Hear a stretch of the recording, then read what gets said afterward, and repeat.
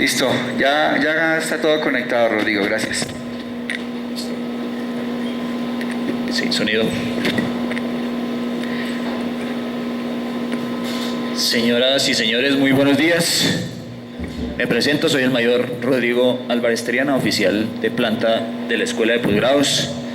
En nombre de las directivas de la escuela, en nombre de mi coronel Luis Ernesto García Hernández y en el mío propio, darles una cordial bienvenida al desarrollo de este seminario taller Gestión del Riesgo Estratégico, dentro de una serie de talleres y de seminarios que venimos desarrollando con mi capitán Julián Meneses,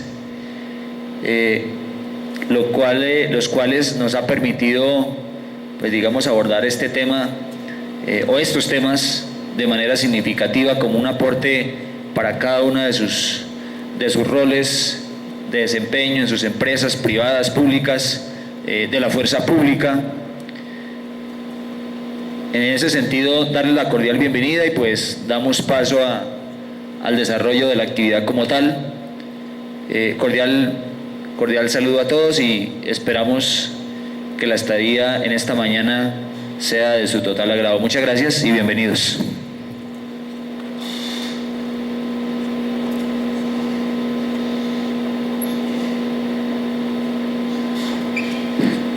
Bien, buen día. No sé si ahí me escuchan bien. Gracias.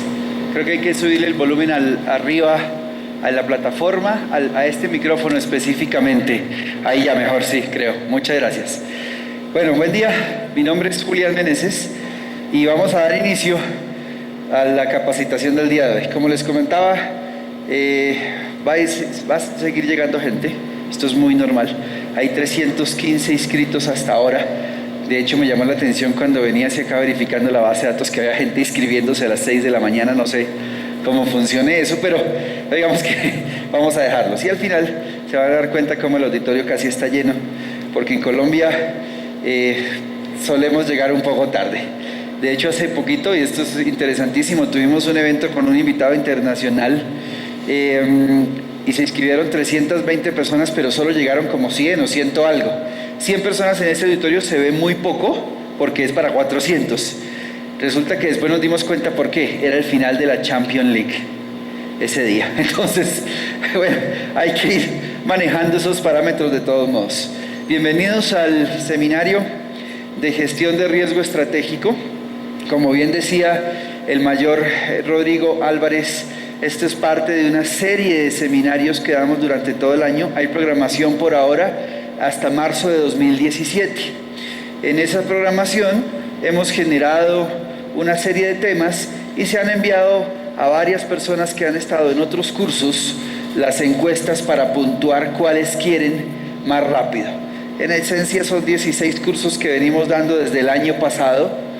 Los que estén interesados también en algunas de esas dinámicas podrían accederlas vía video. Y es muy probable que terminado ese ciclo se vuelva a empezar con algunos de ellos.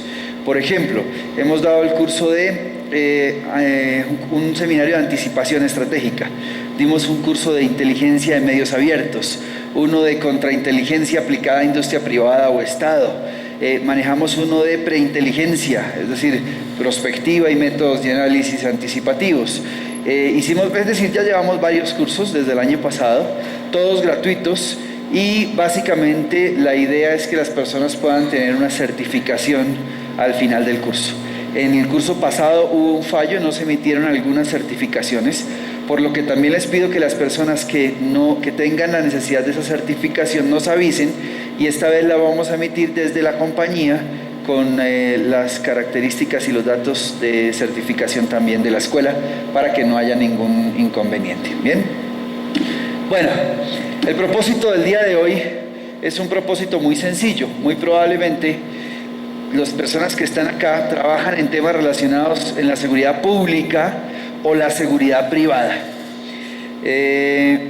También pueden estar trabajando en temas de gestión de riesgo directamente, planeación, diseño de procesos. No sé si se me escapa algo adicional. Todos trabajan en esas áreas que estamos comentando. Bien, entonces queremos como objetivo generar una capacidad para conocer y gestionar el riesgo estratégico. Y aquí quiero hacer la primera claridad. No es lo mismo que el riesgo operativo, no es lo mismo que el riesgo financiero, no tiene que ver con la seguridad de las instalaciones, las personas, los procesos, la información, sí algo con el riesgo reputacional. Sin embargo, esto casi no lo han enseñado en ninguna parte. La mayoría de las personas que han ido a hacer cursos, de cualquiera de las áreas que se manejan o estándares que se manejan, inclusive prácticas, para no hablar de estándares, aprenden a manejar gestión de riesgo para asegurar instalaciones, para asegurar personas, para asegurar procesos, inclusive los más avanzados que están trabajando hoy, información o hasta sistemas de información, pero casi en ninguna parte, y voy a hacer un ejercicio en este momento, levante la mano la persona que le han enseñado en alguno de esos procesos formales a gestionar el riesgo estratégico. Miren a su alrededor, por favor. No hay ni una. Y ahí hay una debilidad muy grande, lo vamos a ver ahora, y esa debilidad radica mucho en un concepto general, y es que nos volvemos tácticos, nos volvemos procedimentales. Y ayer estaba, por ejemplo, en el Congreso de ASIS, que es la Asociación de Profesionales de Seguridad, ayer y hace 2 días. ¿Alguien fue? Estuve 2 días allá.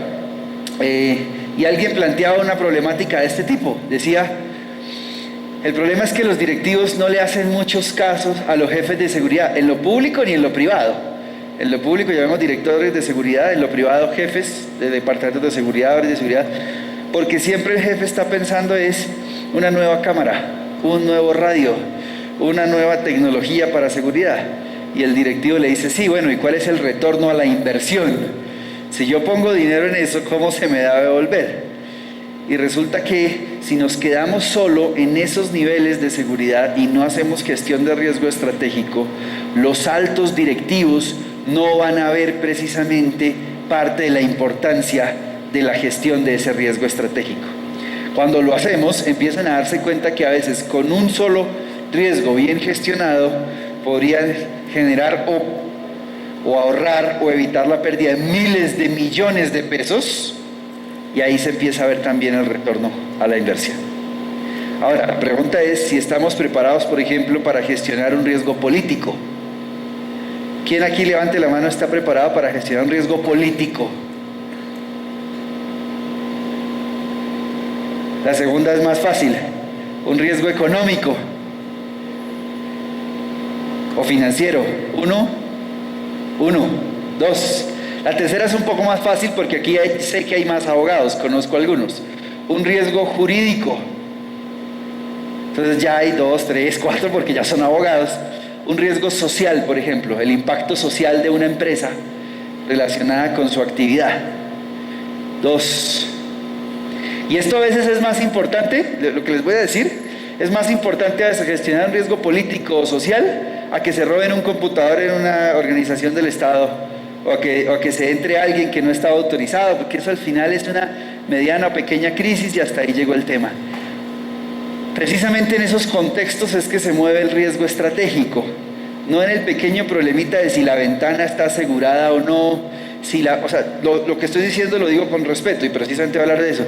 Si la puerta tiene los estándares para tener una chapa de seguridad, al final permanece siempre abierta, entonces la cerradura de seguridad quedó ahí sin ninguna necesidad. Si los lumens de un área de operación son más de 120 lumens, que es porque eso de alguna manera es fácil de manejar y fácil de cumplir, que son parte de los estándares, pero eso sigue siendo riesgo físico o sigue siendo un riesgo de personas, instalaciones, procesos. Sin embargo, vuelvo a la pregunta. ¿Qué creen ustedes que le interesa más a un alto directivo? ¿Gestionar un riesgo físico o gestionar un riesgo político?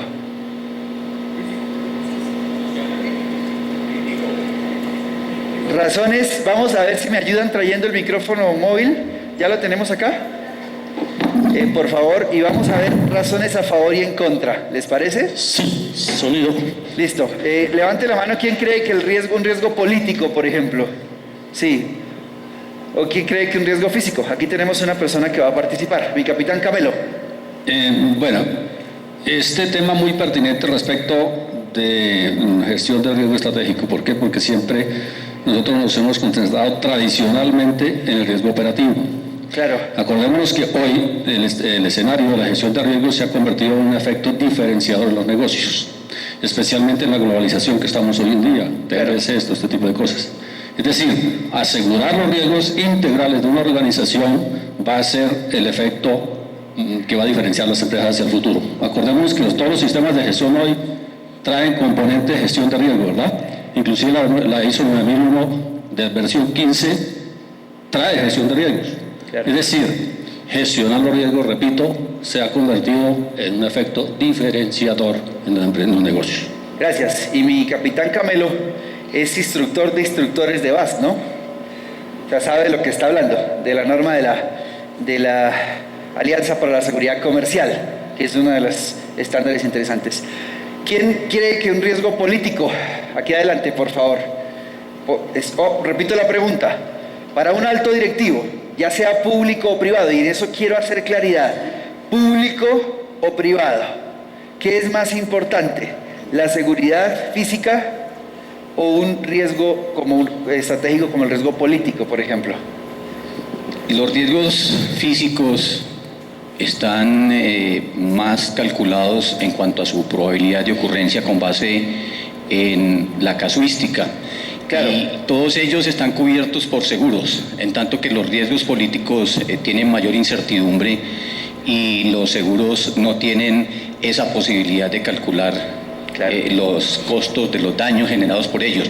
Otro dato, hoy por hoy en Colombia los riesgos sociales de pronto que no se están calculando de una manera bien apropiada están generando muchísimas, pero muchísimas, en esos términos, muchísimas más pérdidas que los atentados terroristas a la industria, a las industrias, a las empresas. Claro, y lo dice una persona que trabajó 25, 30 años en dinámicas sociales en industria petrolera, ¿no? Riesgo social y riesgo político, por ejemplo, para la industria petrolera. ¿Alguien más? ¿Sí? 1, 2, por favor. Gracias. Miren, esto es importante. Hasta ahora estamos en la introducción, ¿no? Quiero ponernos a pensar en la introducción porque es que lo que les digo es que siempre nos capacitan es en riesgo operativo. Siempre nos capacitan en la seguridad de la persona, la instalación. Y de hecho todavía inclusive sé que hay mucha gente que trabaja en estas áreas sin capacitación inclusive, que es peor aún. Pero vamos en el día de hoy precisamente a tratar esos temas. Por favor. Julián, buenos días. ¿Cómo está? Gracias. Julián, yo considero también que los riesgos sociales y políticos, una empresa o un directivo de seguridad que no tiene en cuenta esta situación, pienso que está en ceros. Además, de allí puede partir también la seguridad física. Claro. De hecho, están relacionados. Es un punto de partida. La compañía, una empresa que no tiene en cuenta sus riesgos sociales y políticos está... Claro. Ojo que yo no quiero decir, y que en eso quiero ser claro, que uno sea más importante que el otro. Por eso pregunté, para un alto directivo, no para una persona profesional y que conoce de este tema, ¿cuál creen que es más importante? No para un profesional en esto. Porque para nosotros es claro que esto es como la pirámide de las necesidades. Hay unas básicas y otras que se van dando después. Es claro, o por lo menos para mí, espero que para todo el mundo, que lo mínimo, las condiciones mínimas son ciertos estándares, ya sea en seguridad privada o pública, para garantizar la seguridad física de personas, instalaciones, procesos, etcétera, etcétera. Pero como alguien decía ayer en el Congreso de ASIS, en la Asociación de Profesionales de Seguridad, el problema es que muchos altos directivos consideran eso un gasto, no una inversión. Muchos altos directivos inclusive lo consideran una pérdida. Y en pequeña y mediana empresa, que en Colombia se ha estimado hace menos de unos 4 o 5 meses que hay 2.1 millones de empresas pequeñas y medianas en Colombia que son las que movilizan la economía, ni siquiera se destinan recursos a la gestión del riesgo físico. ¿Por qué? Sí, son 2, gracias. Porque no hay dinero para eso. No hay dinero para eso, esa es la respuesta sencilla. Julián, pero ahí le agregaría yo que lo que pasa es que no contabilizan lo que es la prevención. Claro, claro. el problema es que nosotros tampoco tenemos indicadores para medir la prevención. En el sentido puro, levante la mano a una persona que puede sustentar técnicamente con un indicador serio de prevención de manera irrefutable ante un directivo del Estado o de la industria privada que invertir en un proyecto específico le garantiza, y ojo con eso, casi que uno pudiera decir, yo le garantizo a usted que si hace este proyecto con sello de calidad y si no me retira, que vamos a prevenir tal cosa. Lo peor es que en el mundo sí hay indicadores de prevención montados ya y lo que pasa es que no los conocemos. Ok, y hay otra intervención antes de empezar ya formalmente. Gracias. Gracias. Yo soy funcionario de la DIAN y de la manera como puede uno observar esta pregunta que hace usted es algo, de pronto algo diferente a las observaciones que han hecho. Desde allá uno puede ver que es fundamental encontrar un equilibrio entre lo político y esa parte estratégica. Si se aprieta mucho, por decirlo de alguna forma, desde el punto de vista normativo sobre el cumplimiento de las normas, en una cultura como la nuestra proclive al desorden, al incumplimiento, al atajismo, decían tan al atajismo, se vuelve algo complicado. Es ahí donde está, digamos, la sagacidad de un gerente público para encontrar el punto de equilibrio de las dos cosas. Hasta ahora es una introducción, es decir, vamos a poder hablar todos. Bueno, sin embargo, vamos a dar otro paso acá adicional. Hay otra persona que está aquí atrás y a la última, si les parece, y empezamos el programa. Simplemente me gusta lanzar estas preguntas porque son las que van a orientar todo el proceso del día de hoy. ¿Listo? Aquí abajo, Jennifer, por favor. Y mientras tanto, Paola, si me ayudas acercando el segundo micrófono aquí al lado de la puerta. Gracias. Buenos días. La pregunta que tú formulas, considero que los grandes directores de las empresas tienen su mundo basado del riesgo basados en dos aspectos. Uno, el riesgo operativo y otro, el riesgo financiero. El riesgo político, yo creo que las nuevas generaciones de ejecutivos lo tendrán en cuenta y podemos darnos por enterados la situación que sucede en Venezuela. Porque hay aerolíneas todavía trabajando a pérdida cuando les deben muchísima plata y pocas se han retirado. Una de ellas fue Lufthansa, que hace 3 meses se retiró porque ya no aguantan más la deuda que tiene el gobierno venezolano con ellos.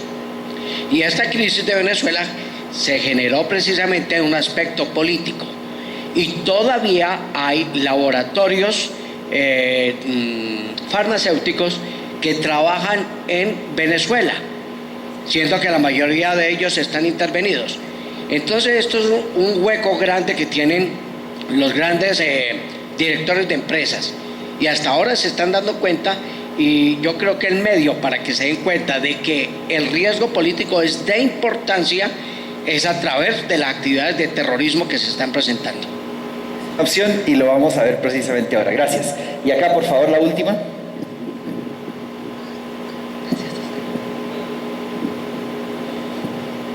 Hola. Bueno, respecto a lo que decía Julián, de por qué los altos directivos no apoyan la gestión de la seguridad. Acordémonos que en nuestra cultura colombiana latina, nosotros venimos de una cultura totalmente reactiva. Estamos tratando de pasar a través de todo esto que nos están enseñando, sistemas de gestión, certificaciones en seguridad, producto de la globalización nos exigen ese tipo de certificaciones. Se han venido dando cuenta, bueno, y estamos pasando, de alguna manera nos están llevando a la cultura preventiva, cuando ya hay otra cultura, un tercer nivel de cultura que se llama la cultura predictiva. Entonces, fijémonos que siempre estamos un poquito rezagados los latinos en esa cultura. Entonces, claro. Vamos a ver hoy la diferencia entre la prevención y lo que hoy se llama predicción, o para hacerlo más técnicamente, porque esa es una palabra que viene del inglés, más bien la capacidad anticipativa específicamente. Una cosa es prevenir, y aquí lo voy a decir con mucho respeto, pero muchas compañías creen que prevenir es hacer unos volantes, contratar unos payasos y repartir los volantes en la entrada de la empresa. Eso también pasa en el Estado, y eso no es prevenir, eso es publicitar, que es otra cosa diferente. Vamos a verlo en el proceso, vamos a verlo en detalle, pero efectivamente esa Entonces, parte... para cerrar un poco, entonces, lo que pasa es que no nos han enseñado, o en las universidades, en la academia nunca nos han enseñado para qué sirve la gestión de riesgos.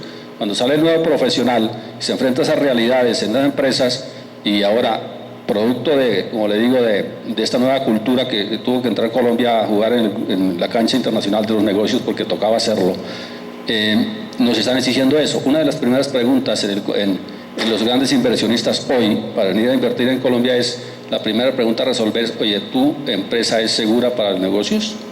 Ahí sí, después sí vamos a entrar a hablar de precios, de formas de entregas, en fin, de calidad. Pero hoy la pregunta inicial a responder en la globalización es si esa empresa es confiable para los negocios.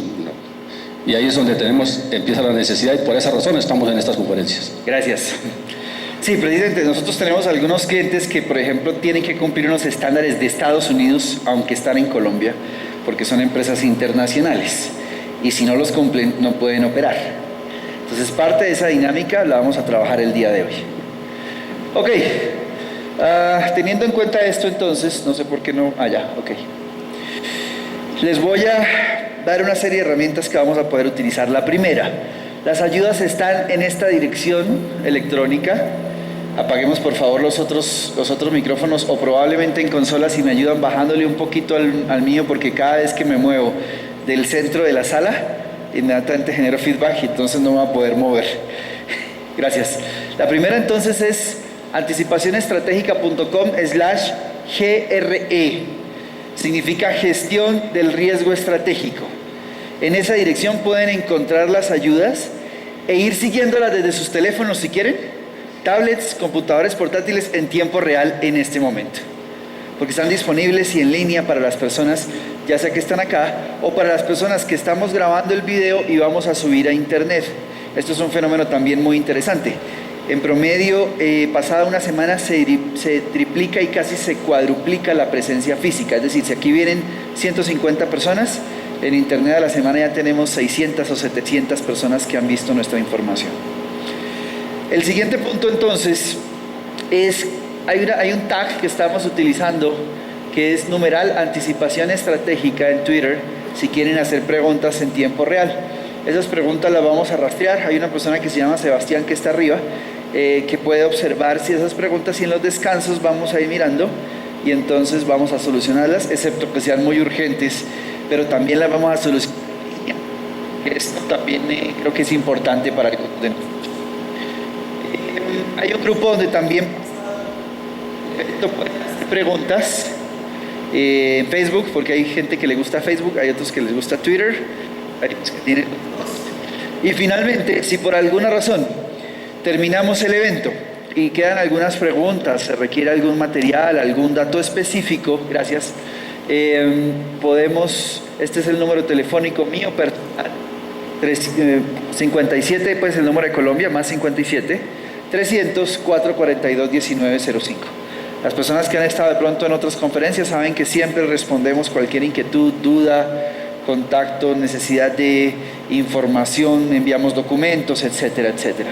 El correo electrónico mío es ceo@anticipacionestratégica.com, también si quieren escribir. Ok, durante todo el día vamos también a trabajar en lo posible pareja. La mañana vamos a trabajar en parejas.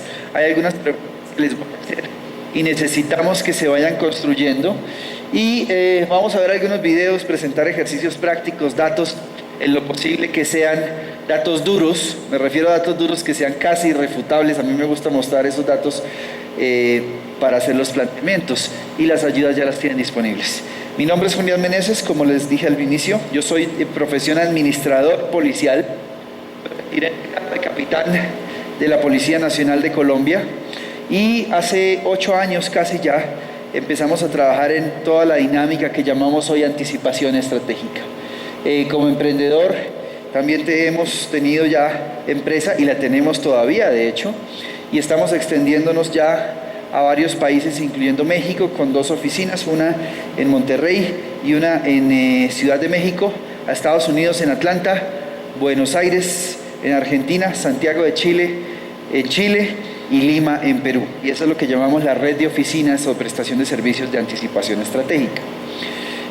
También soy colaborador asesor de varias instituciones privadas o públicas. A principios de este año la cuenta iba ya en 50 organizaciones privadas y públicas en los últimos 8 años. Y como profesor imparto algunos procesos de capacitación en el Estado y en la universidad, incluyendo AEAN, Universidad Nacional, Escuela de Inteligencia de Ejército, Inteligencia Armada, Escuela de Posgrados de Policía, también algunos procesos de capacitación con Fuerza Aérea y otros en industria privada que hemos desarrollado. Bueno, esto no lo vamos a saltar, sin embargo, este punto 8 sí es importante, y es que todo lo que vamos a ver acá es producto de resultados de investigación científica y técnica. Es decir, no son planteamientos personales ni subjetivos, sino que cada cosa de las que vamos a ir mostrando tiene, como les decía ahora, datos duros. Y con datos duros me refiero a cifras, resultados de estudios, resultados de investigaciones, etcétera, etcétera, etcétera. Sin embargo, para mí es importante aclarar los temas que vamos a ver durante el día de hoy y alguna, no sé si llamarlo así, algún anuncio técnico. El primer tema que vamos a ver es la gestión de riesgos clásica. El segundo, los vacíos de los sistemas convencionales, o el sistema convencional, y con eso me refiero a todos los que hemos trabajado en estas dinámicas. El tercero es el riesgo estratégico. ¿Qué es? ¿Cómo se come eso, como decimos en Colombia? ¿Y qué significa gestionar el riesgo estratégico? El quinto son algunas herramientas prácticas que realmente incluyen al sexto, que son métodos y técnicas de análisis. Como les decía, quiero hacer una pequeña aclaración a manera de exclusión de responsabilidad. Ya queda aquí varias cosas. La primera es que todos los planteamientos que voy a hacer los voy a hacer de manera muy respetuosa, porque sé que, por ejemplo, aquí puede haber gente de ASIS, de la Asociación de Profesionales de Seguridad, gente de BASC, de la Asociación para el Comercio Seguro, ¿cierto? Gente, por ejemplo, sé que hay alumnos que están haciendo sus carreras en la Universidad Militar o en la Universidad Minuto de Dios, que ya son carreras dedicadas a la gestión de riesgo de manera profesional. Y todos de ellos van a ser, bueno, hay otras, ¿no? Ahora vamos a ver otras normas, estándares o prácticas generales.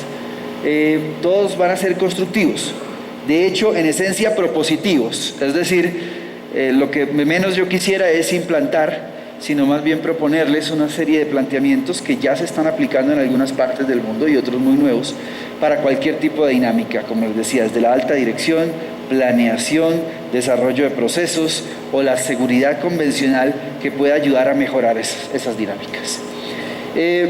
Como son planteamientos técnicos, pues son científicos. Y al ser científicos están basados en estudios rigurosos, herramientas y, como les decía, datos duros. Ok, vamos a empezar con el primer tema, la gestión clásica de riesgos. Y aquí necesito la participación de todos y las personas que están con los micrófonos, creo que aquí es donde más nos vamos a mover. Les voy a pedir que me ayuden a responder varias preguntas y las construyamos entre todos. La primera, ¿qué es un riesgo? Y aquí quiero hacer claridad que cada norma y cada estándar lo maneja. Hay unos acuerdos generales sobre qué es un riesgo. La segunda, ¿qué estándares existen? ¿Quién conoce una norma de calidad, un estándar, una práctica que nos pueda ayudar a gestionar riesgos?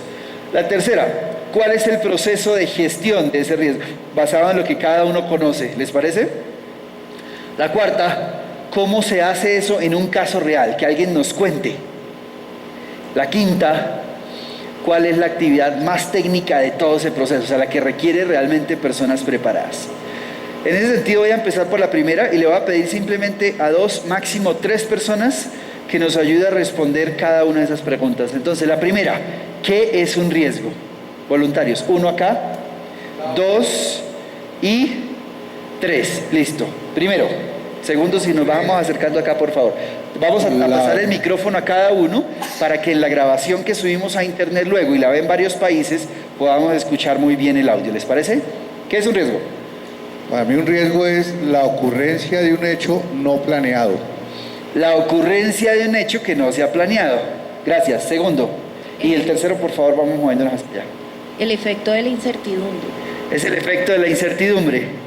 Para sistemas de gestión es el efecto de la incertidumbre. Ok, claro, bajo los estándares del sistema de gestión. Por ejemplo, los estándares públicos, eso se llamaría intranquilidad, que sería otra cosa. Vamos a ver precisamente y vamos a jugar, porque es que yo le digo siempre un sancocho de conceptos, ¿no? Yo no sé cocinar y realmente cuando le digo a mi novia vamos a cocinar, yo mando a traer pizza.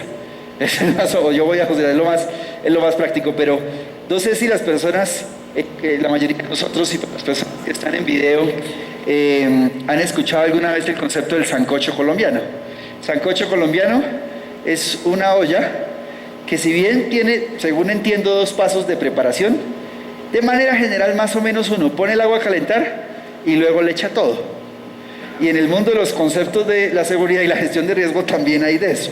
Entonces yo diría que hay tantos conceptos de riesgo como normas y estándares que existen, porque no hay una general. Sin embargo, hay una que tiene un poco más de fuerza y trata de imponerse. La vamos a ver. Tercero. Bueno, bajo los conceptos de la ISO 31000 es un estado de incertidumbre sobre los objetivos, ya sea un estado positivo o un estado negativo, pero pues bajo ese concepto de ISO 31000 pues creo que es el más acertado. Sin embargo, pues lo que usted dice es muy, muy cierto. Realmente el concepto de riesgo depende desde la óptica donde uno lo mire. Pero realmente, pues para mí, realmente se apalanca más sobre lo que nos pide la ISO 31000, que aplica sobre los demás sistemas de gestión, para la 27, la 28, la 18, claro, o la 9000 que ya habla de al riesgos. menos dentro de las propias ISO. Dentro de los sistemas ISO claro, o un sistema de seguridad donde uno hace un análisis de riesgos, pues es más aplicable. Pero sí, definitivamente lo que usted dice depende de la óptica con lo que uno lo mire y para claro, lo cual está aplicando. Gracias. Yo estoy de acuerdo con lo de las ISO. De hecho, para mí la ISO es la norma global más extendida, de acuerdo, y no solo para mí, sino a varios estudios, porque cuando yo tengo una ISO, una norma estándar, que ISO significa el Instituto de Estandarización, ¿cierto?, la Organización de Estándares Internacionales, pues yo puedo llegar a Rusia y en Rusia puedo aplicar la ISO. Puedo ir a China y en China puedo aplicar la ISO. Puedo bajar a Argentina y allá puede ser, o ir a Venezuela, no importa el estado político o lo que sea, y puedo manejar una ISO con cierta estandarización. Sin embargo, hay otras que tienen cierto cubierto regional o global, unas se aplican solo en América, otras son más europeas. España, por ejemplo, es interesantísima porque tiene un instituto que se llama UNE, ¿no?, que es la Organización de Estandarización Interna. Entonces también, aquí como en Colombia, tenemos las ICONTEC o las NTC, las normas técnicas de calidad. Entonces uno, por ejemplo, mira la ISO y dice ISO 31000 o NTC 31000, que en esencia es la misma, pero que se ha adoptado internamente. Pero sí, efectivamente, esos 3 planteamientos que acaban de hacer son claves, los vamos a ver en detalle ahora. Segunda pregunta, ¿qué estándares existen? ¿Quién nos cuenta? 1, ¿alguien más? 2, gracias. 2, 1 y 2. 1. Bueno, hoy acordémonos que la gestión de riesgos se ha venido fortaleciendo mucho. Para eso ha salido bastantes estándares que yo conozca, por lo menos en nuestro medio.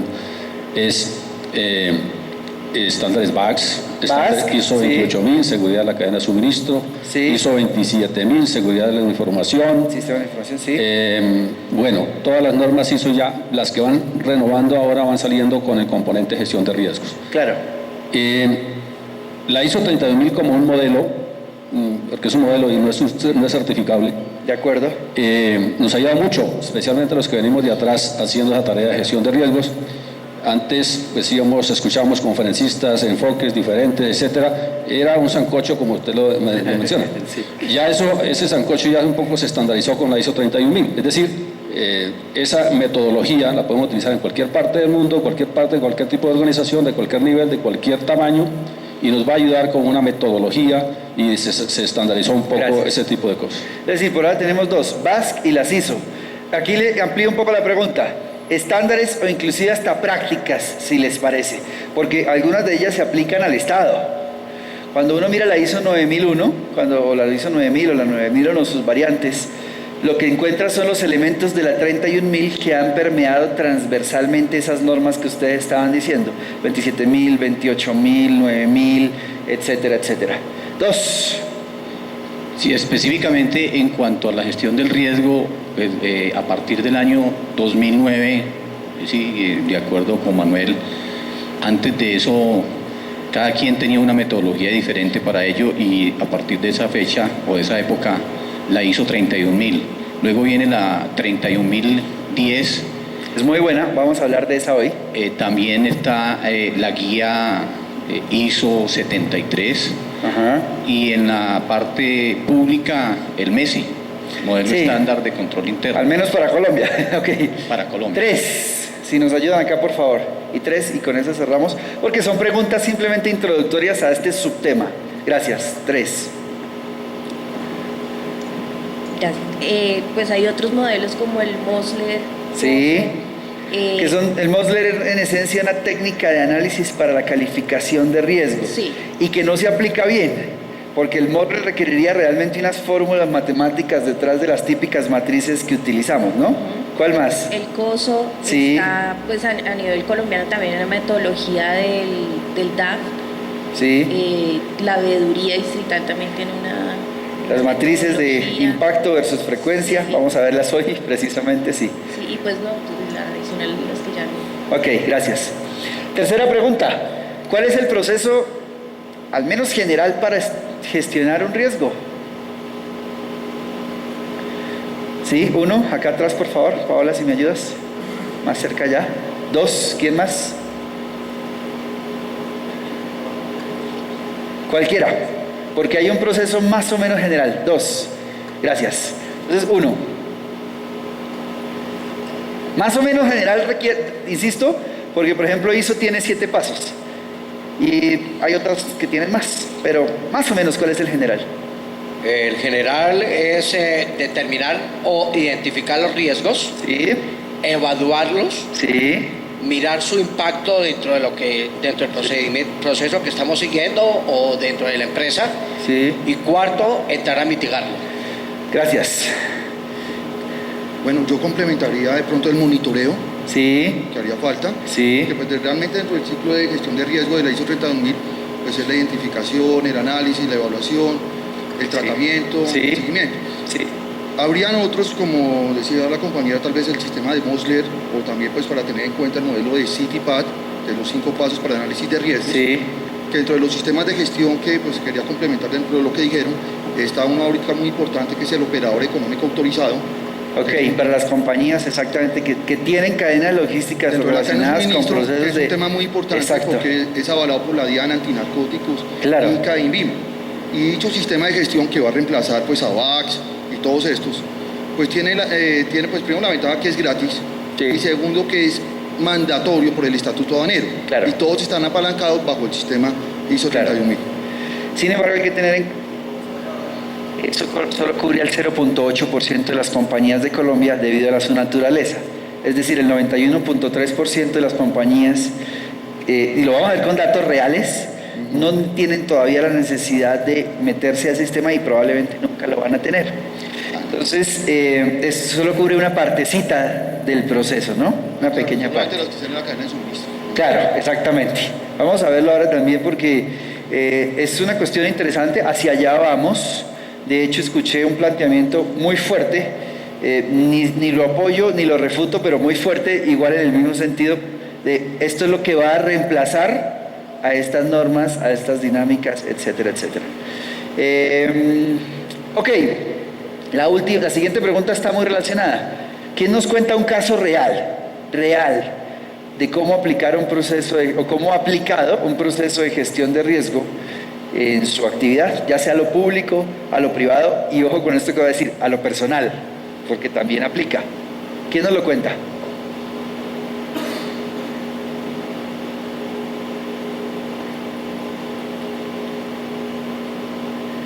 Sí, por favor, gracias.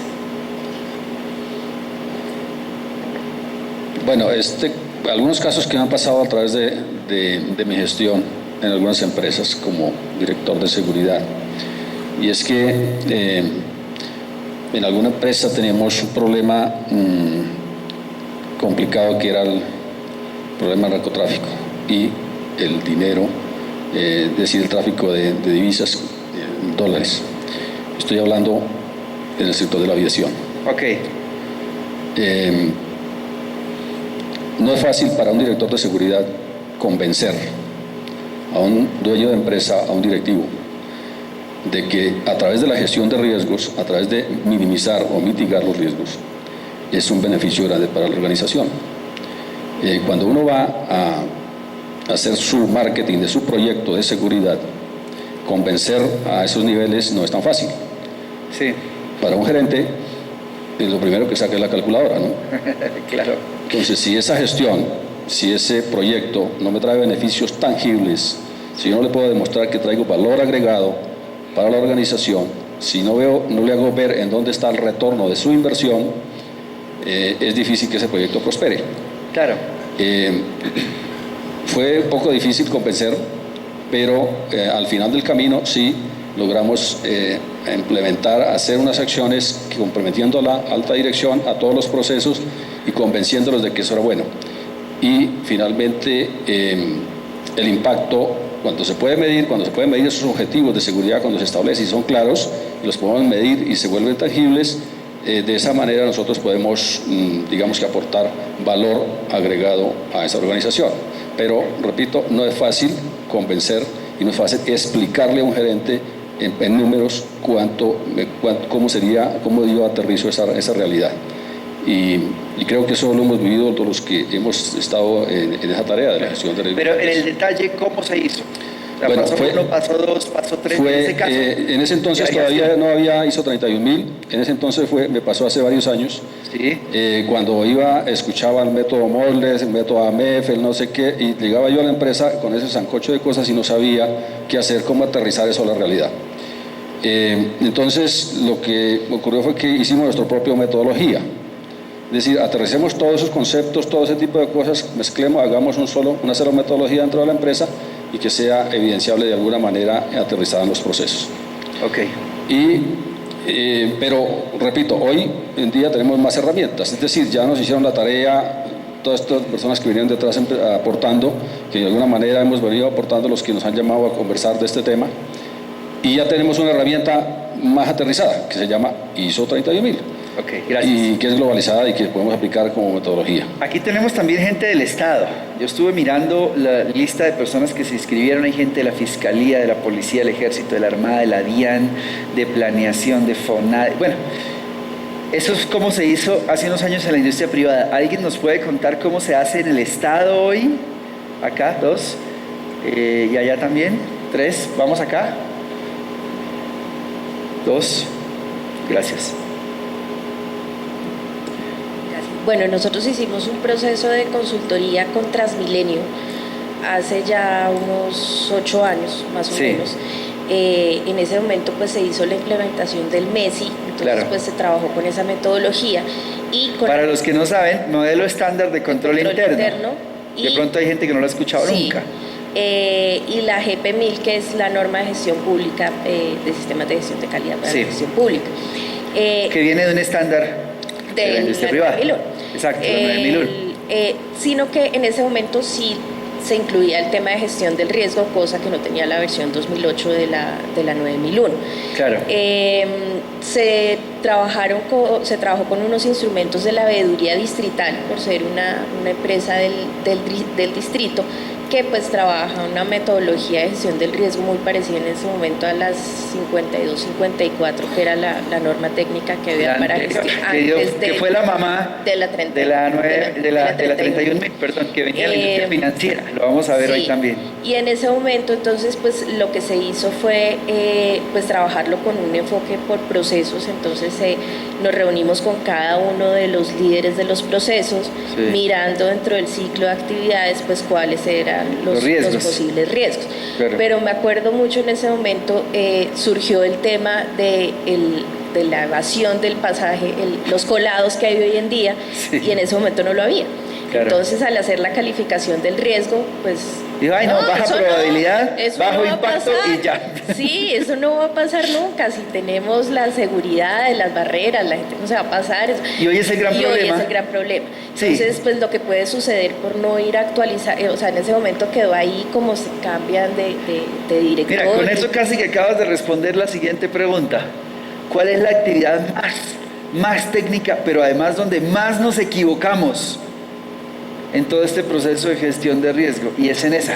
Sí, la calificación. En lo que se llama evaluación por Evaluación. algunos estándares o por otros calificación del riesgo. Entonces, en un caso donde uno dice, no, esto nunca va a pasar y además... Sí. Y resulta que unos años después es el problema peor más problema. grande Sí. se presenta y el impacto económico, político, social que ha generado, inclusive llegó a convertirse en un tema de riesgo reputacional. Sí. De cómo manejar esa dinámica. Entonces, ahí es donde más nos equivocamos. Sí, dos, alguien por acá. Este es con relación a un riesgo, es un caso práctico de lo que nos ocurrió. Yo era jefe de seguridad en una empresa aérea, se hizo la evaluación para iniciar un contrato Sí. en el área del Guaviare.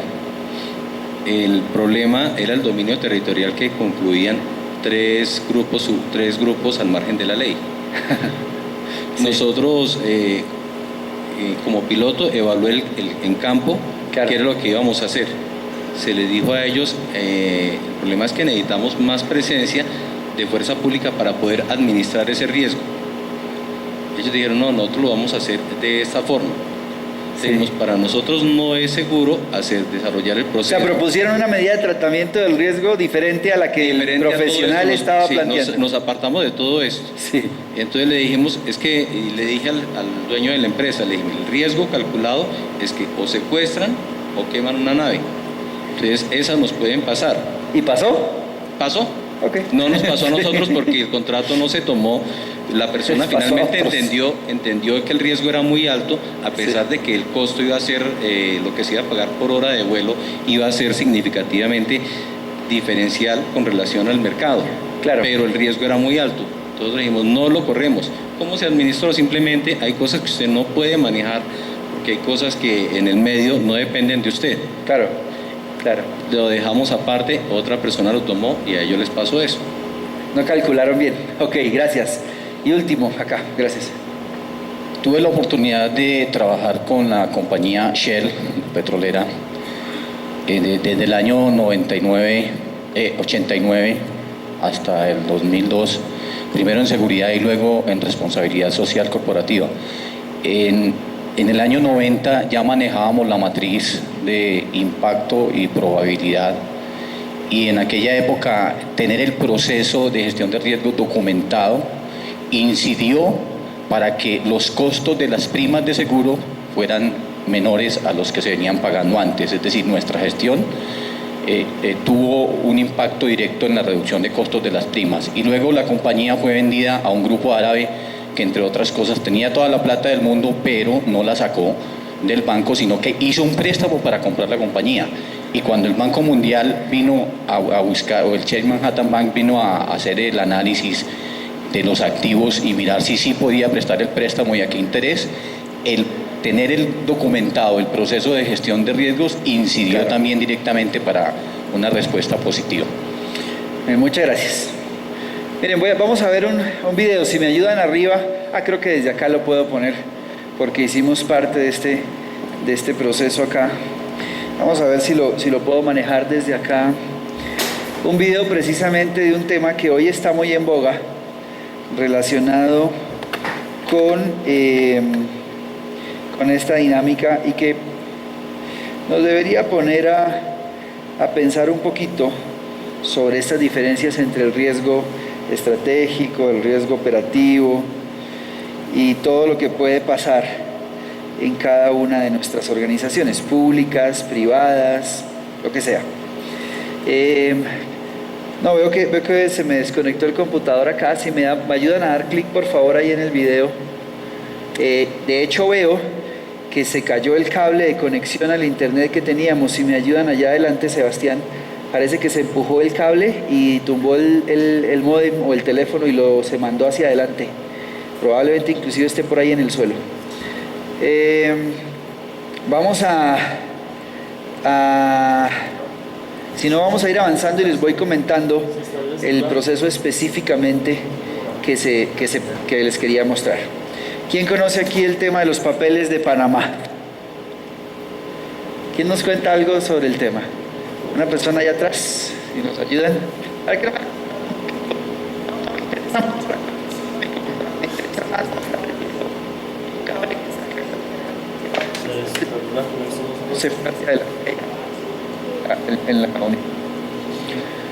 Ok, ¿quién nos comenta qué son los papeles de Panamá? ¿Qué significaron? Mientras vamos mirando a ver si podemos poner el video. Gracias. O tal vez conozco algo que estamos justamente en la institución que represento, estamos trabajando sobre ello en las respectivas investigaciones. ¿UIAF? No, la DIAN.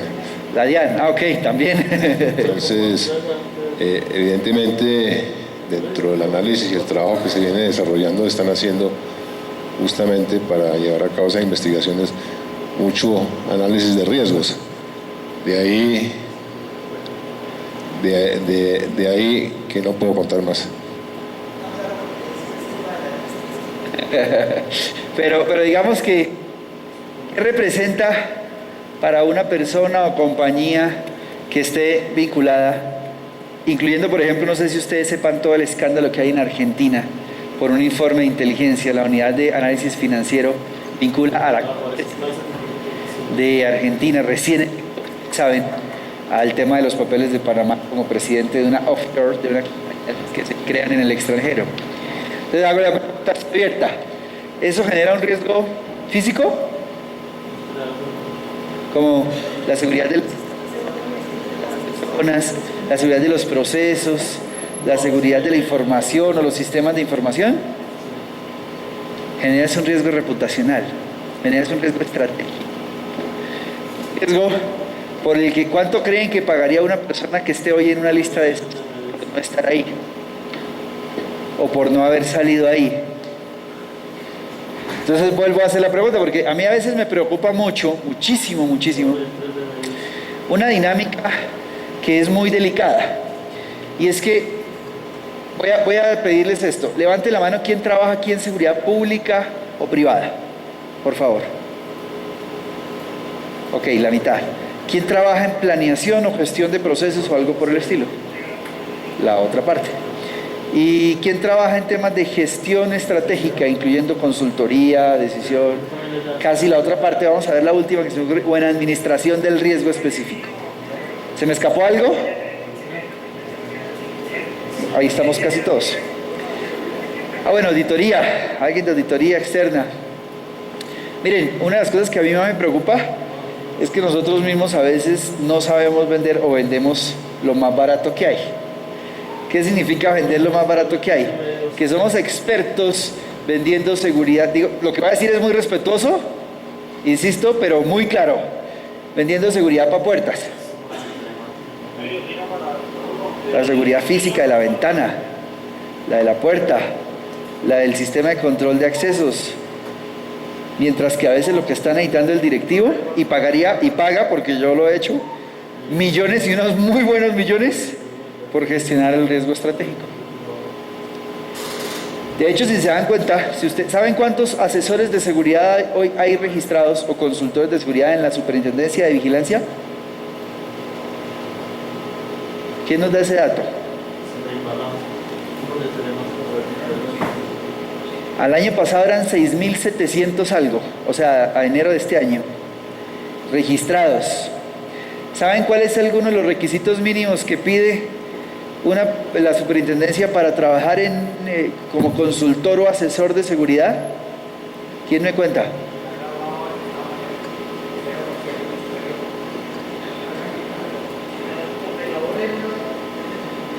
Es más bajito el estándar, de hecho. ¿Quién tiene aquí carnet de asesor o consultor de seguridad? La resolución, sí, ahora pues, porque el carnet lo dieron hasta hace 2 años, para ser exactos. Sí. Miren, a mí me preocupa esto, porque el último estándar que yo vi, yo no lo tengo porque no me interesa, y no me interesa al punto de que creo que a veces tenerlo podría para mí ser un poco complicado. es que el último estándar que vi cuando yo iba a aplicar hace 2 años decía simplemente que hubiera trabajado más de 8 años en una fuerza. Lo que significa que un suboficial, un cabo primero, sin ninguna formación a veces, sin ninguna formación en seguridad, sino más bien de cualquier fuerza, me refiero a que escasamente tenía mando sobre 5 o 6 personas, podría en ese tiempo, cuando yo fui a aplicar, tener ese estándar. Y no hablo de mérito de un cabo segundo, o un cabo tercero, pero ¿qué formación puede tener una persona en un nivel todavía? Eso es para ir a asesorar a un gran directivo de la Shell. Sin embargo, eso a mí me preocupaba mucho en ese tiempo y me parece delicado, porque lo que yo sí tengo claro es que porque una persona ha trabajado en las fuerzas, no necesariamente sabe de seguridad. Y lo he probado durante muchos años, hace mucho tiempo, porque nos preparan para cosas diferentes. Nos preparan para cosas diferentes. Entonces, bueno, voy a ver, parece que aquí ya me están compartiendo la posibilidad de manejar todo desde acá. Denme un segundo. 19, 30, 81, 74, 21, 74. A ver si me puedo conectar desde acá y manejamos algunos temas. Y lo más importante para mí es, como les decía, ver el video ahora, pero intentemos conectarnos. Ok, si no podemos, pues no hay mucho problema. Lo que quiero hacer un énfasis muy claro o muy grande es precisamente en la dinámica del riesgo estratégico. ¿Qué es el riesgo estratégico y en qué niveles se mueve? Y cómo en la práctica, si no lo manejamos muy bien, pues podemos tener un bunker, como se dice técnicamente. Aquí no entra nadie, aquí hay seguridad de instalaciones, seguridad de personas, nadie nos puede hackear, estamos desconectados de internet y un riesgo político nos tumbó todo al piso. De hecho, algunos ya hemos vivido esas dinámicas, ¿no? O un riesgo social, o un riesgo económico. Cerremos el programa, si me ayudan arriba, démosle clic acá, cerremos me interesa más esta parte, exacto. Gracias, ok. Le voy a poner un caso real. ¿Quién vio hace poquito, en los últimos meses de hecho, este caso? ¿Alguien me ayuda a leerlo desde el micrófono, por favor? Sí, pasémoslo aquí adelante, por favor, para que leamos el caso como está ahí planteado y lo discutamos un poquito. Aquí adelante. Gracias. Leámoslo primero y si tenemos la opinión en siguiente paso. El escándalo de los correos electrónicos amenaza las aspiraciones presidenciales de Hillary Clinton. Político asegura que los correos de la exsecretaria de Estado proporcionarán varios titulares y objetivos fáciles para Trump en los próximos meses. Gracias. ¿Quién nos cuenta cuál es el escándalo de los dichosos correos en la campaña presidencial en Estados Unidos? ¿Alguien lo ha seguido? ¿Sí? Gracias.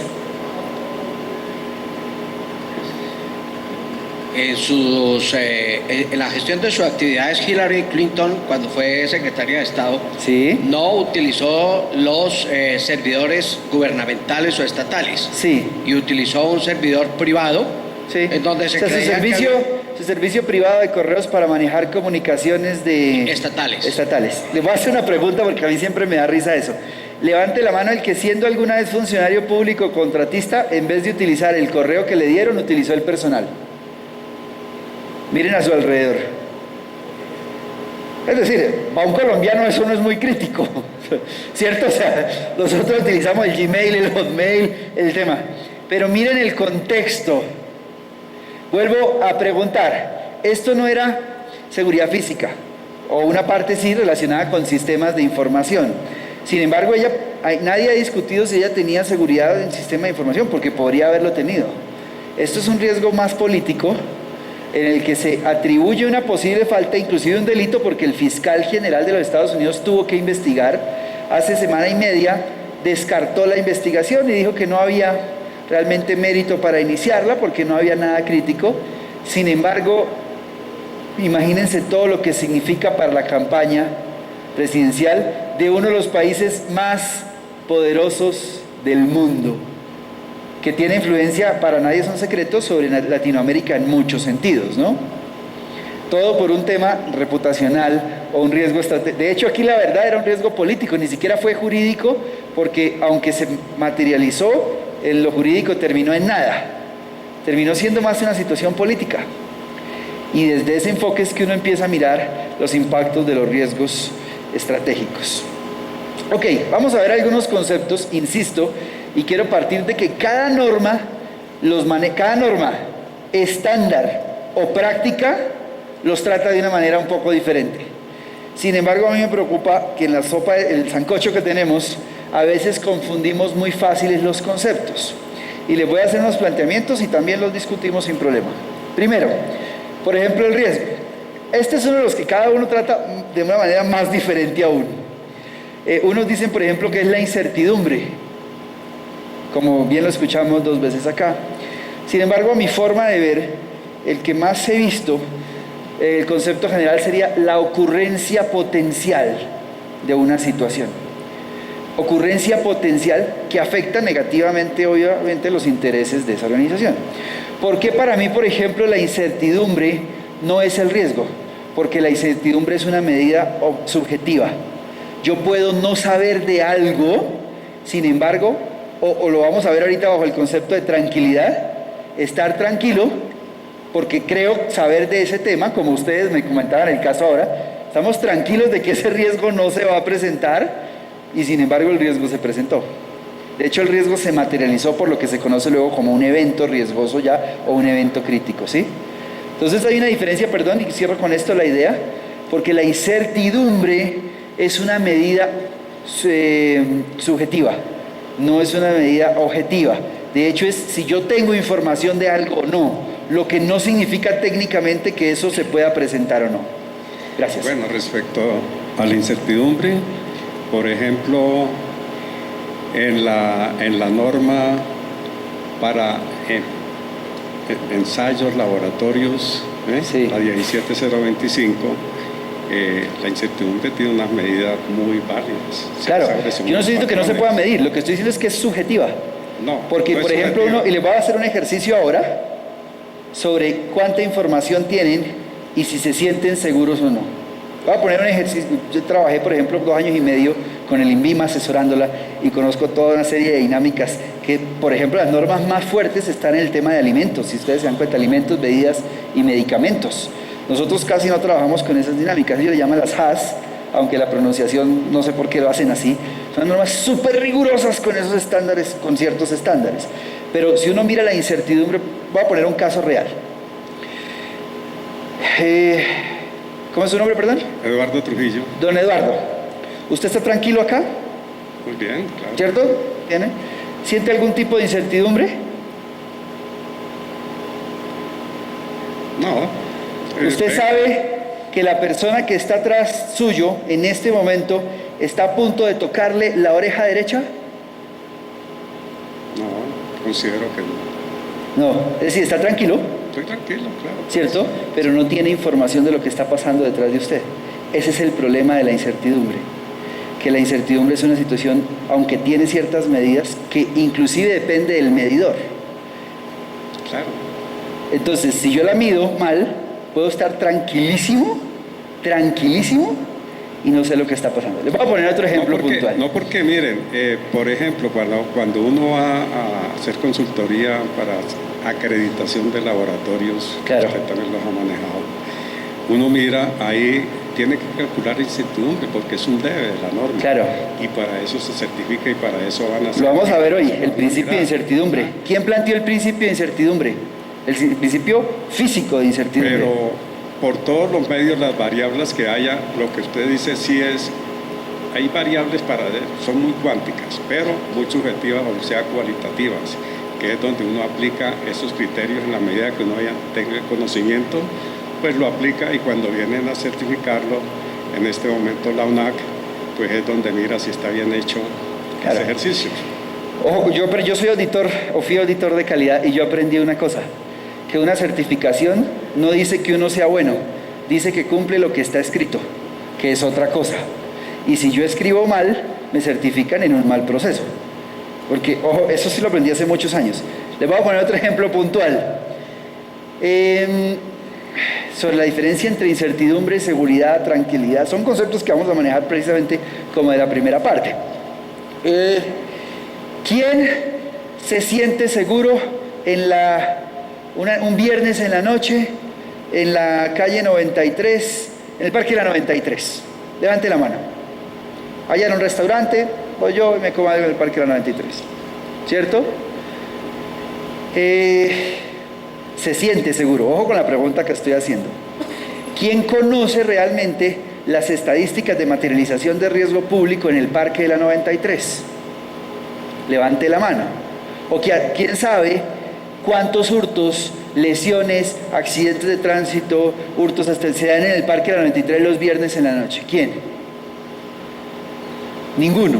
Entonces lo que tenemos es una percepción desinformada, aunque creamos tener certeza de lo que estamos teniendo. Y ahí está la diferencia entre la incertidumbre, que es el lado contrario a la certeza, ¿cierto? Yo sé lo que está pasando, o creo percibir lo que está pasando. Y ese enfoque es muy importante y es el primero a partir de donde uno debe empezar a trabajar, porque el problema es cuánta información realmente estamos teniendo para tomar esas decisiones. Para algunas personas, 100 datos es mucho, para otras personas 1000 datos es mucho. Yo tengo clientes con los que recibimos 12.000 datos por día para hacer gestión de riesgo estratégico, por lo que para mí 1000 datos por día no serían nada, ni siquiera el 10% de lo que necesito para gestionar un riesgo estratégico. Y ahí viene la diferencia de las medidas, ¿no? ¿Quién me certifica si son 12.000 datos o son 500? Sí, ¿qué áreas debo recolectar? Y eso es precisamente el planteamiento que les quiero hacer. Por favor, gracias. Buenos días. ¿Cómo vas? Bien, señor. Bienvenido. Gracias, señor Hernández. Sí, tenemos una persona que vino desde Barranquilla, precisamente al seminario. Gracias, James. Gracias, señor. Mire, resulta que hace más o menos 4 meses el que conocido clan Golfo, clan Úsuga anterior... hoy el clan del Golfo, antes el clan Úsuga, antes el clan de los urabeños, lo han bautizado de 1000 maneras, pero sigue siendo la misma organización. Problema. En la costa declaró un paro armado, sí, ¿cierto? Tuvieron presencia en 2 o 3 municipios, presencia física, y generaron incertidumbre. Pero la incertidumbre que generaron informáticamente o a través de mensajes, a través de la red, a través de todo, logró paralizar prácticamente en las casas. Claro, al punto de que los negocios no abrían, me acuerdo, en Montería. Los negocios no abrieron. Hablemos del caso concreto de Barranquilla. En Barranquilla realmente no hay presencia activa, digámoslo de alguna manera, del clan Úsuga, ¿cierto?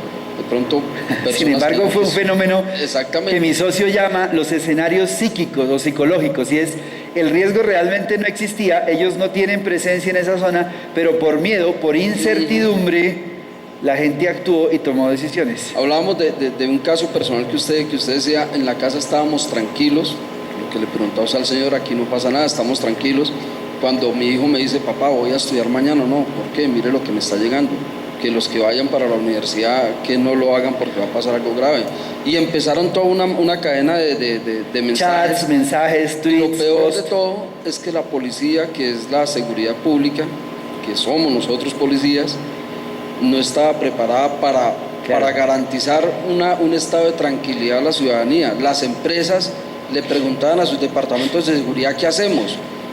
Y eso fue... Mira, eso que acabas de decir es clave. Ahora, tú estabas tranquilo porque tú fuiste analista en la policía, te retiras, te conviertes en analista de seguridad pública desde la empresa privada y tenías todos los datos para decir, aquí no va a pasar nada porque ellos no tienen ni presencia, ni actividad, ni influencia directa e indirecta. O sea, tú sí tienes casi cero incertidumbre. Trabajaste técnicamente para entender esa dinámica, pero ojo porque esto también pasa en la seguridad pública. A veces el riesgo ni siquiera existió, se dio en el ámbito de la tranquilidad, no de la seguridad. Y ahí viene una diferencia muy clara entre el verdadero riesgo, ¿cierto? Y el concepto que les estoy comentando, y es la ocurrencia potencial, más que la medida de incertidumbre. ¿Puede ocurrir? ¿No puede ocurrir? Y si va a ocurrir realmente o va a moverse en el ámbito de la percepción. Y lo peor aún es que ese fenómeno puede volver a ocurrir. Claro. Y realmente creo que las empresas, el mismo Estado no está trabajando sobre cómo... Te pongo un ejemplo sencillo. ¿Qué tal si estuvieras ahorita por allá en la costa francesa y pasa un camión por tu lado a 90 kilómetros por hora? ¿Qué haces? O si estuvieras en el metro de Francia a vacaciones y ves a un tipo con un hacha en la mano.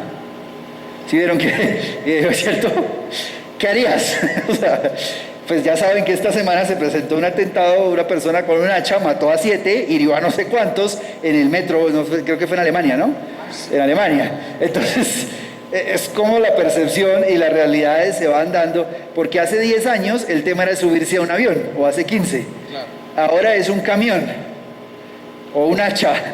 Y pues para Colombia nosotros sí lo vivíamos. Me acuerdo hace unos años cuando yo todavía era teniente y un compañero mío encuentra enfrente de una estación de policía una bicicleta de esas que en Colombia utilizan para vender empanadas, y él, como le gustaban mucho las empanadas, abre la telita de la empanada y en vez de encontrar unas empanadas se encuentra unas granadas. Entonces para nosotros ese tipo de dinámicas son relativamente posibles. Yo le digo siempre a los analistas cuando los entreno en cualquier parte, les digo, piensen en lo posible, lo imposible y lo impensable. Lo posible, lo imposible y lo impensable, porque si no, no vamos a poder anticipar ciertas situaciones de riesgo. Ok, segundo concepto que propongo para el enfoque de la mañana de hoy, el tema de la amenaza. Y no estoy hablando del agente riesgoso, estoy hablando de la amenaza de manera general. Propongo que utilicemos este concepto de la amenaza como un fenómeno causado por una persona u organización. El agente riesgoso es el que causa ese fenómeno. La mejor forma de explicarlo la encontré cuando hace unos meses, un año o más, empecé a dar clase en una especialización de gestión ambiental que se da aquí en esta escuela, en la Escuela de Posgrados de Policía. Y entonces, buscando un ejemplo que todo el mundo entendiera, encontré el ejemplo de la fábrica de químicos que está al lado del río en un pueblo. Entonces, ¿cuál es la amenaza? Por ejemplo, si se vierte un químico en el río y ese río causa contaminación y muerte de especies, incluyendo la especie humana. ¿Quién me cuenta cuál es la amenaza y cuál es el agente riesgoso, que es diferente?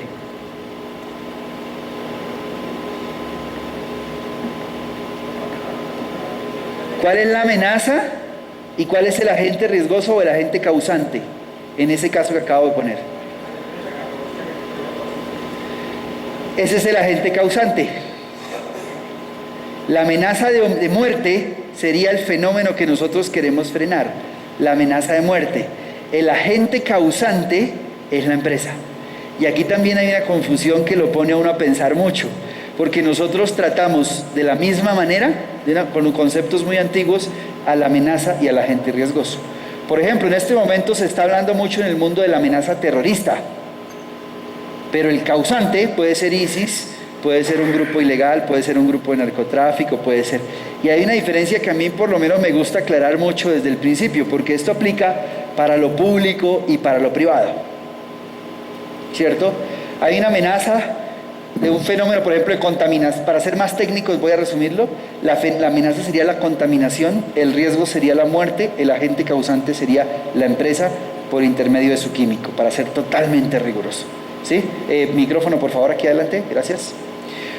Y esto a veces es que es muy chistoso, porque uno a veces ve en el noticiero que sale una persona que habla, experto de seguridad tal, y uno lo ve con esos conceptos y esos zancochos que empieza la gente a hablar.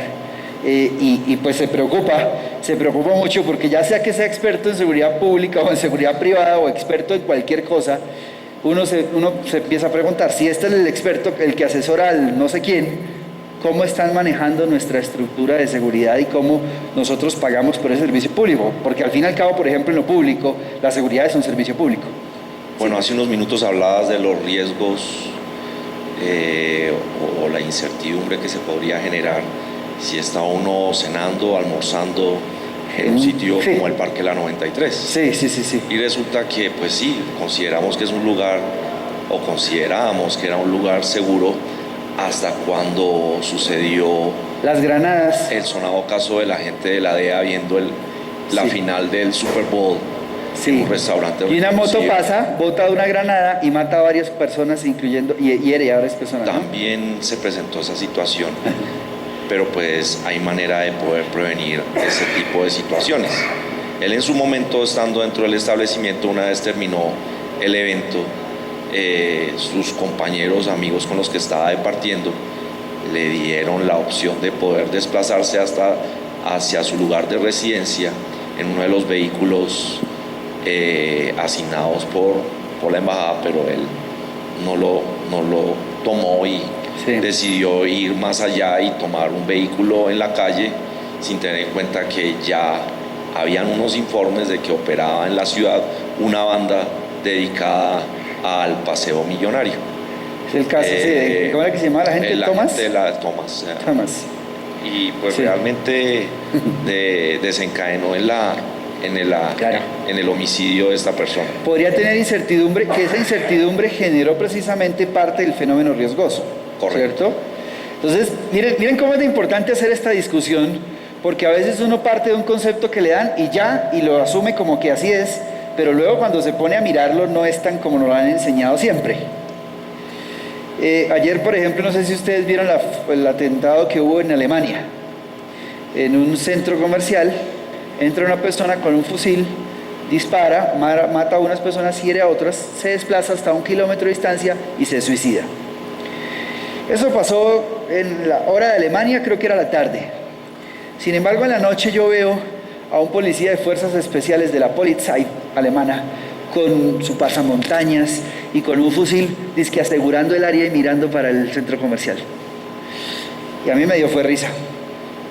O sea, honestamente yo dije, oye, qué falta de experiencia en manejo de temas terroristas. Nosotros llevamos 50 años manejándolo, entonces pues ya uno sabe esa dinámica, pero 5 horas después que ya identificaron al muerto, ya saben lo que pasó, ya mataron a la gente, ya está herido, ¿qué objeto tiene estar apuntando con una ametralladora hacia el segundo piso del centro comercial? O sea, ya no se pudo anticipar el hecho, no se pudo frenar, no hay nada que hacer, ya no va a tener un fenómeno repetitivo 5 horas después. Nosotros, por ejemplo, conocemos en Colombia lo que se llaman las trampas cazabobos, ¿no?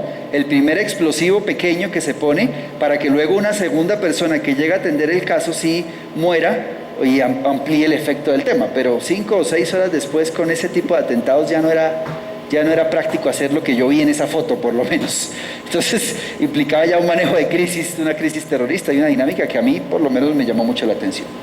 Ok, miren la vulnerabilidad. El concepto de vulnerabilidad viene del antiguo latín que significaba herida, ¿no? Vulnera o herida. Y básicamente es una cualidad o yo diría que un descuido también, que posibilita que nosotros nos veamos afectados por un riesgo, ya sea actual o potencial. Es decir, yo soy vulnerable cuando, sabiendo que hay posibilidad de secuestro para un extranjero, simplemente me bajo, tomo un taxi y tomo la decisión de aumentar mi probabilidad de ocurrencia de un riesgo. Me volví vulnerable. Si tenía una camioneta blindada para irme, ¿por qué me dio por coger un taxi? ¿Cierto? Sí. Gracias.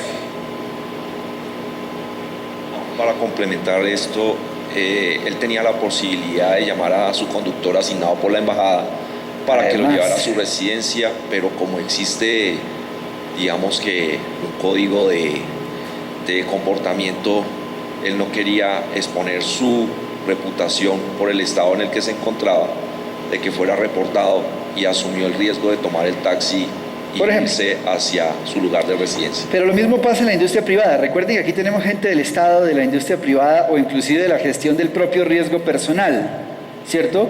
Hay que entender el riesgo personal. Miren, esto se puede aplicar transversalmente a lo que uno quiera.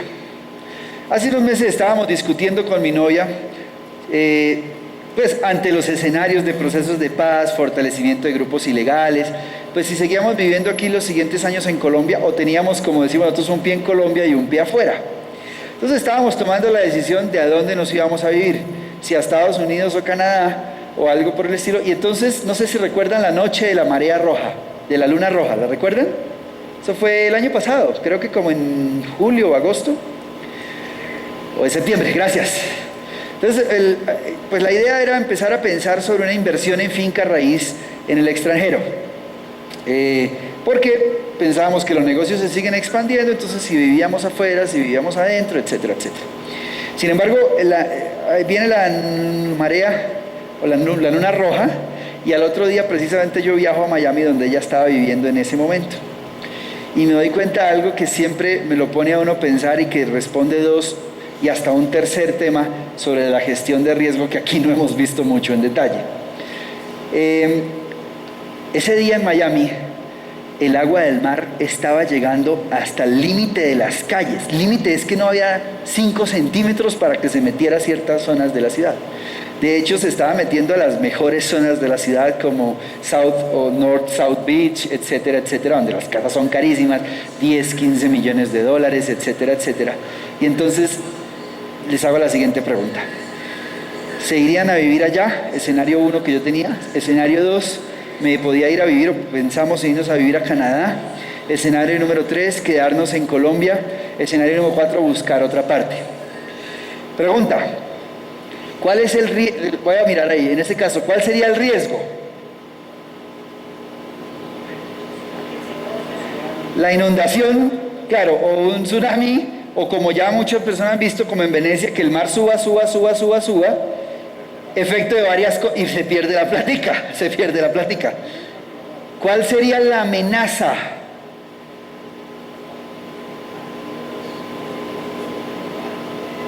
¿El mar sería el agente riesgoso o la amenaza? Les hago esa pregunta.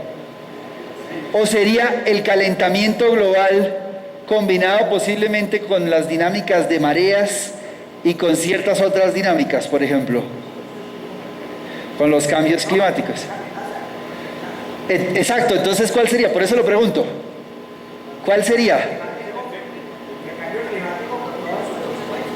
Ok, ese sería el agente riesgoso de lo que están proponiendo acá, la amenaza.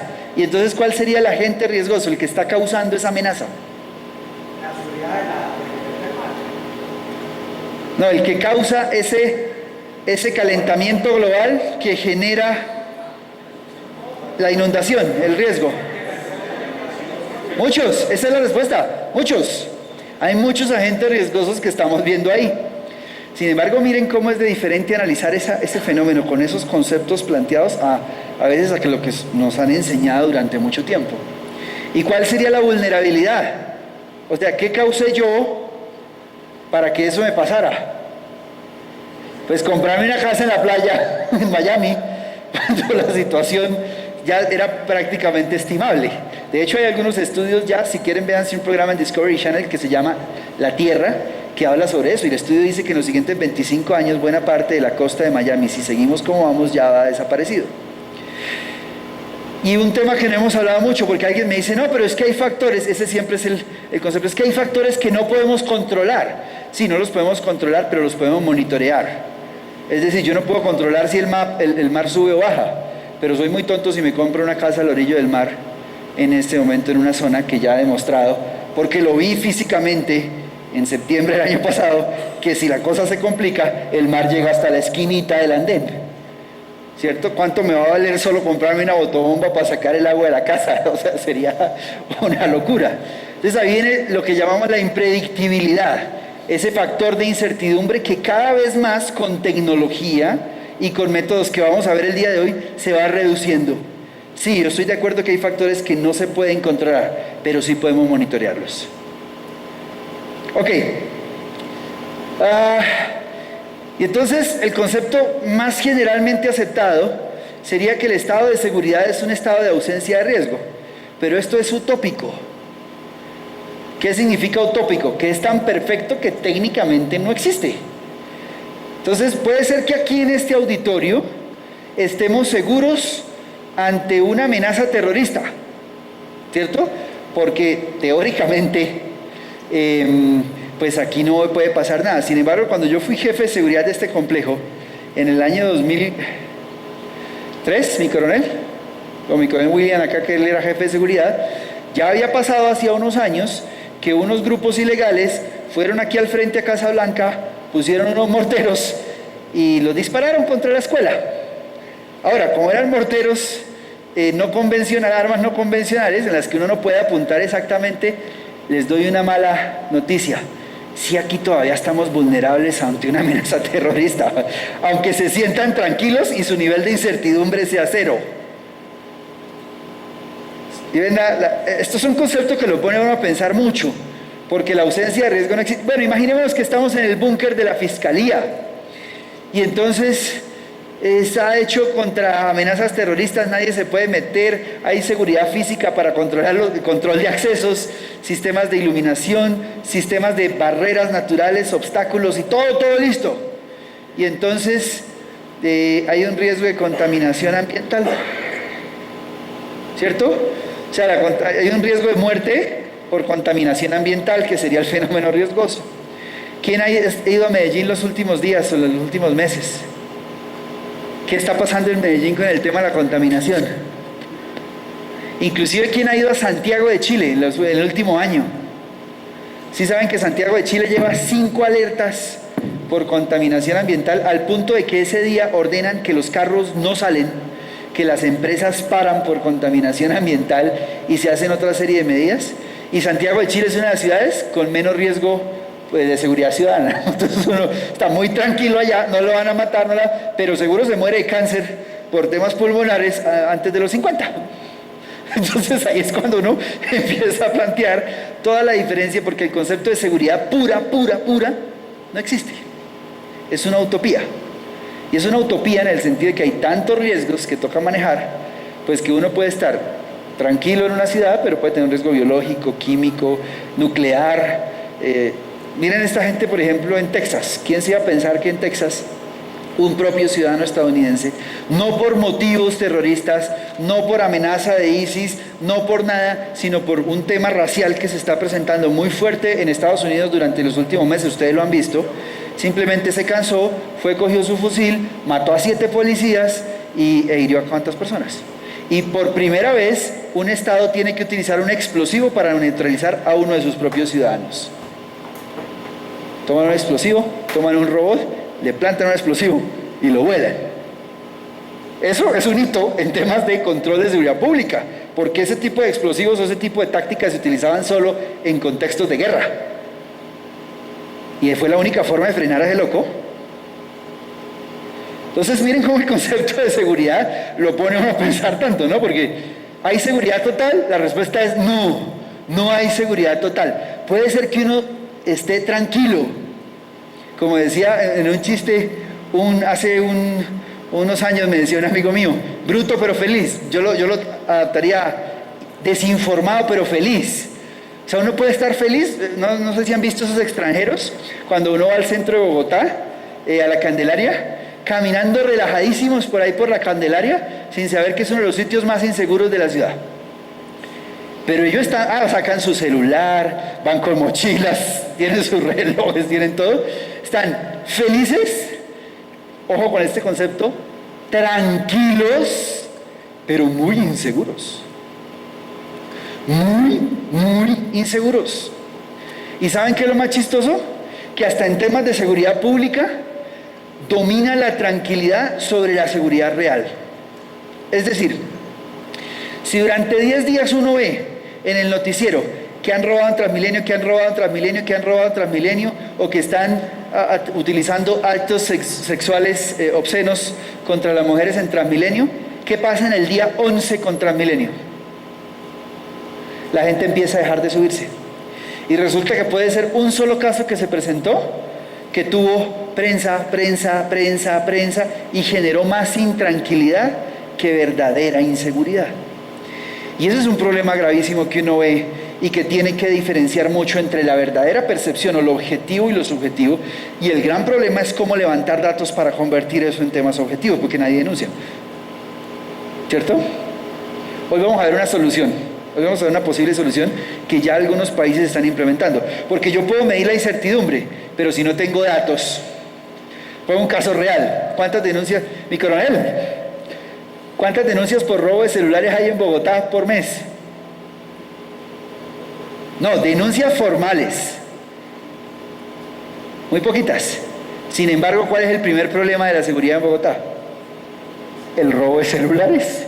Les voy a poner un caso real. Hace unos 3 años, hablando de seguridad pública, y ahora vamos a poner casos de seguridad privada, de gestión de riesgo público y privado, hasta personal, etcétera, etcétera. Me pidieron un favor del Centro de Investigaciones Criminológicas de Bogotá porque ese mes habían puesto una denuncia de robo de celular, una. Y yo dije, eso debe ser un extranjero muy responsable y civilista que dijo, me robaron el celular, entonces voy a denunciar para que acaben con esta banda. Y al pobrecito seguramente le tocó hacer 15 horas de fila para ver su denuncia, pero cumplió con su deber civil, por alguna razón. O una denuncia de esas por rebote, donde a alguien le robaron la casa, le robaron 150 millones en joya, el carro, y ahí puso el celular. Y entonces quedó como categoría que también le habían robado un celular, porque aquí además no se denuncia como en buena parte de los países. Entonces, en ese tiempo activamos un sistema para monitorear quienes ponían en Facebook, Twitter, blogs, etcétera, etcétera, se llama vigilancia de medios abiertos, la información sobre denuncias. No sé si les ha pasado, pero a veces a un amigo le roban el celular y entonces pone en Facebook, me robaron el celular, no me llamen, me lo robaron en el Parque La 93, yo les aviso cuando lo vuelva a tener. Le roban el celular o lo bota y pone en Twitter, oiga, me quedé sin celular 8 días, les aviso cuando tenga el nuevo. Pues ¿saben cuántas informaciones de eso recolectamos en un mes sobre robos? 500 versus una denuncia que había. Pregunta, para volver al tema de la incertidumbre, porque en Colombia la medida oficial de la situación de un hecho delictivo es la denuncia pública, la denuncia formal. Resulta que si yo me voy a la denuncia formal, pues tengo un nivel de incertidumbre supuestamente 0, y digo, no, en Bogotá no roban celulares, este mes no hubo sino 1. Y puede venir todos los auditores del mundo a decirme cómo está midiendo eso, por denuncias. ¿Y es legal? Sí. ¿Y es el único mecanismo? Sí. Ah, bueno, entonces está bien, le robaron un solo celular. Pero el resto de la información que no tenemos es la que nos hace sentir tranquilos, supuestamente con certidumbre, pero en la práctica lo que está pasando es otra cosa. Eso se le ha llamado en los nuevos contextos conciencia situacional. Y el tema es cómo llegar a tener una verdadera conciencia situacional, tratando de captar la mayor cantidad de datos posibles, procesando esa información y obteniendo el menor nivel de incertidumbre posible. Y ojo con esto que voy a decir, y ahí estoy en contra de algunas de las normas generales. El menor nivel de incertidumbre posible no significa inmediatamente el menor nivel de riesgo.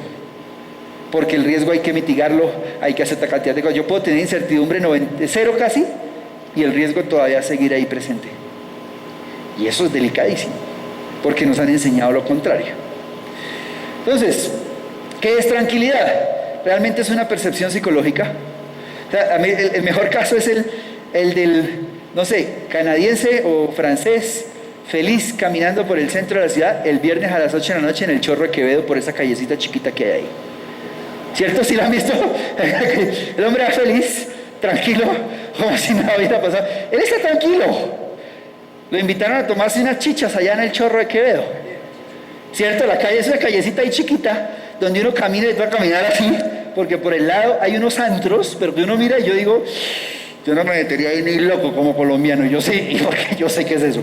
Al lado derecho, al lado izquierdo, hay 50 personas en una calle peatonal que no cabe ni una moto. Sin embargo, ustedes ven al extranjero, vayan un viernes a las 9 de la noche a la Candelaria en Bogotá y vean los felices. Y yo digo, ay, pobrecitos, o sea, como que el corazón se me arruga, y pobrecitos, yo creo que no van a salir de aquí con esos tenis, o ese reloj, o ese teléfono que llevan en una hora. Esa es la diferencia entre la tranquilidad y la seguridad. El nivel de incertidumbre y la medición de la incertidumbre y el verdadero nivel de riesgo. Y eso cambia probablemente parte de lo que nos han enseñado durante toda nuestra vida en conceptos fundamentales de riesgo.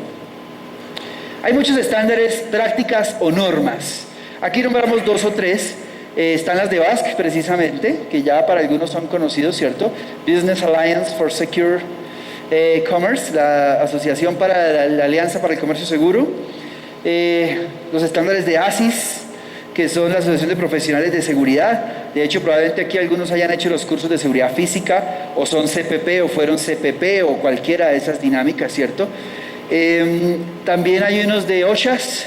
Aquí hay estudiantes de universidad que hayan estudiado OSHAS, o alguien que sepa qué es OSHAS, por ejemplo. Sí, ustedes creo que deben conocerlo claramente por lo que escuché ahorita. Para los demás, por favor, vamos a comentarles qué es OSHAS. Aquí adelante, gracias. Y estos son algunos, o sea, estos son los más conocidos. Recuerden lo que les decía, por ejemplo, de la dinámica de de HAAS, ¿no? Que se utiliza para la industria alimentaria, de bebidas y farmacéuticas. ¿Qué es OSHAS? Pues es la organización que en este momento emite los estándares internacionales para seguridad y salud en el trabajo. Sí, salud del trabajo, como se llama ahora aquí en Colombia. Sin embargo, pues vienen varios temas que uno tiene que empezar a mirar, y hay tantas normas que vuelve el concepto del sancocho. Entonces hay gente que utiliza OSHAS, hay gente que utiliza las HAAS, hay gente que utiliza la 31000, hay gente que utiliza los elementos de gestión de riesgo que vienen en la 9001, en la 27000, en la 28000. Hay unos que hablan de cadenas de suministro, otros que hablan de cadena logística, las ISO hablan de cadena logística, otros ya están hablando del operador económico autorizado como parte de las cadenas logísticas. Es decir, aquí es como cuando uno va a un puesto de esos